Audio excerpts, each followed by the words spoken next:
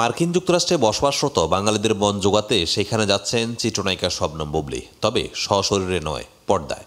তার অভিনীত গত ঈদে মুক্তিপ্রাপ্ত দেওয়ালের দেশ নামে একটি সিনেমা এবার আমেরিকায় প্রদর্শিত হবে। বিষয়টি নিশ্চিত করেছেন এই সিনেমার পরিচালক মিশুক মনির। সিনেমাটি কিছুদিন আগে প্রদর্শিত হয়েছে অস্ট্রেলিয়ায়, এবার হাজির হয়েছে আমেরিকায়। শুক্রবার থেকে দেশটিতে সিনেমাটি প্রদর্শিত হচ্ছে। বৃহস্পতিবার ফেসবুকে এই সংক্রান্ত প্রেক্ষাগৃহের তালিকা সহ একটি পোস্টার শেয়ার করেছেন বুবলী।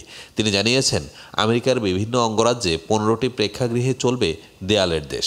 এই প্রসঙ্গে বুবলী বলেন, আমাদের সিনেমাটি এখন সীমানা ছাড়িয়ে আমেরিকায়। অস্ট্রেলিয়ার পর এবার আমেরিকায় রিলিজ হচ্ছে। এরপর কানাডা ও ইউরোপের বিভিন্ন দেশে মুক্তি পাবে। অর্গানিক ভালোবাসার ওজন জমতে থাকুক বুক পকেটে। উল্লেখ্য, সরকারি অনুদানে নির্মিত এই সিনেমার গল্পে দেখা গেছে বৈশাখ ও নহর নামের দুই তরুণ তরুণীর ব্যতিক্রমী রসায়ন।